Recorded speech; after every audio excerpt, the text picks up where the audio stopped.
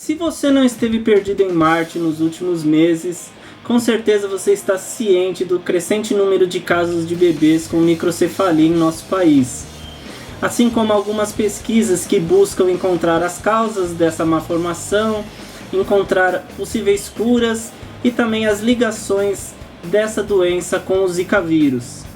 Nesse meio tempo também tem surgido diversas notícias falsas e boatos que acabam atrapalhando aí as boas notícias que surgem na mídia. Como é o caso dessa pesquisa que eu vou falar aqui para vocês hoje, que está acontecendo na USP, em que um grupo de pesquisadores está analisando possíveis genes que possam combater a microcefalia. Então, antes de falar diretamente da pesquisa, seria interessante a gente criar aqui um background. Vamos entender o que é a microcefalia. A microcefalia, para quem não sabe, ela é uma malformação que ocorre na formação do crânio dos bebês. Quando os bebês nascem, a estrutura craniana deles ainda não está completamente formada, ela não está completamente rígida, ficando aí um pouco maleável, o que vai facilitar a passagem desses bebês pelo canal de parto e um posterior desenvolvimento cerebral. Essa é uma característica bem interessante da nossa espécie e eu vou entrar nisso em mais detalhes num vídeo futuro em que eu vou falar da relação da evolução com o parto na espécie humana. E quando ocorre a microcefalia, essa estrutura craniana ela acaba se fechando antes da hora, ela fica rígida antes do crânio do bebê estar completamente formado. Então ele vai dar aquela aparência que a gente já conhece, né? Que o crânio do bebê fica deformado, fica meio achatado. Então isso vai impedir, isso vai dificultar o crescimento do cérebro durante o desenvolvimento desse bebê. Isso vai acabar comprimindo o cérebro da criança, o que pode causar aí problemas neurológicos. E a gravidade dessa doença varia de caso para caso. A microcefalia também tem um fator genético, o que faz dela uma doença hereditária. Nesse caso, ela é uma doença autossômica recessiva, o que quer dizer que, tendo pais heterozigotos, essa criança ela tem que herdar o alelo recessivo tanto do pai quanto da mãe. É aquela história bem difundida de Mendel sobre o azão e o azinho. O pai e a mãe teriam que ser heterozigotos, ou seja, eles teriam que ser azão e azinho. Nesse caso, a doença ela não se manifesta, porque os indivíduos são heterozigotos. Para a doença se manifestar, o indivíduo teria que ser homozigoto, azinho, azinho. Então, nesse caso, os pais sendo azão e azinho, a chance deles passarem o alelo azinho para seu filho é de 1/4. E nesse caso, o filho recebendo o alelo azinho, azinho, ele será portador da microcefalia. E o que está rolando na USP é justamente uma pesquisa que visa identificar genes que possam proteger a criança contra a microcefalia.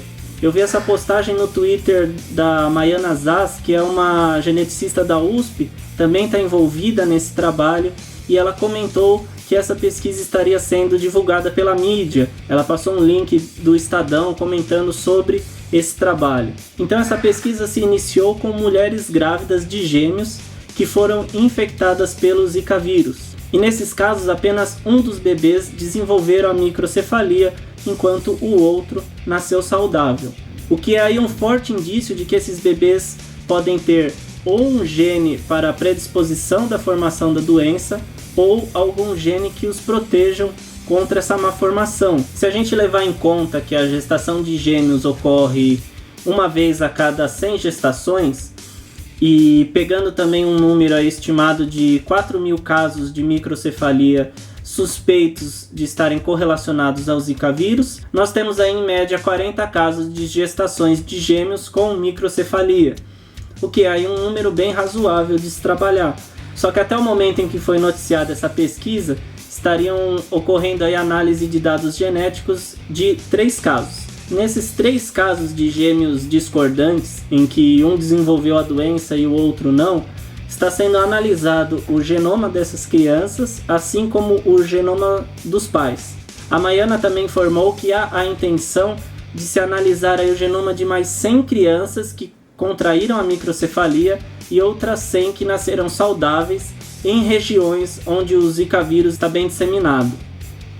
E com esses dados em mãos, é possível verificar se há uma diferença genética daqueles bebês que desenvolveram a má formação daqueles que nasceram saudáveis, assim como uma análise comparativa com o genoma dos pais. Isso pode indicar que um dos bebês contenha algum gene que o protege da formação da microcefalia, ou em contraponto, o outro bebê pode ter um gene que aumenta a predisposição para a formação da doença. Uma outra hipótese que também está sendo levantada é o fato do Zika vírus conter algum componente que possa silenciar um gene que confere resistência ao bebê. Nesse caso, o silenciamento ele seria como um corte na função daquele gene.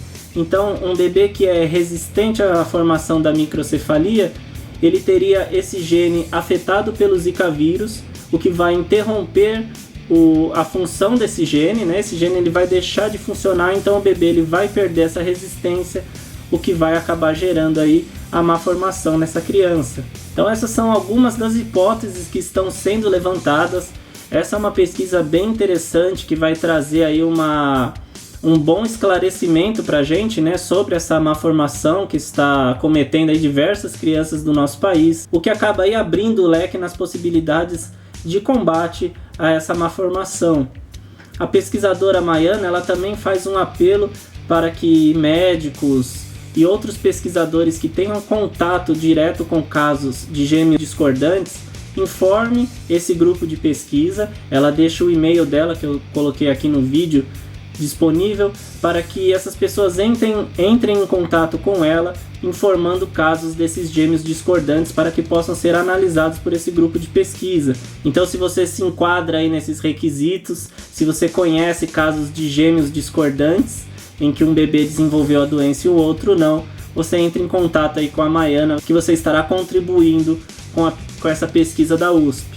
E por enquanto o que a gente pode fazer é apenas aguardar os resultados. Eu não sei vocês, mas eu estou muito ansioso para ver no que essa pesquisa vai dar. E por hoje a gente fica por aqui. Era isso que eu queria falar para vocês. Se você ainda não se inscreveu no canal Biosfera, se inscreva para você também ser fera aí em biologia. Se você gostou desse vídeo, curte ele, compartilhe nas redes sociais com seus amigos. E muito obrigado, um abraço a todos e até a próxima.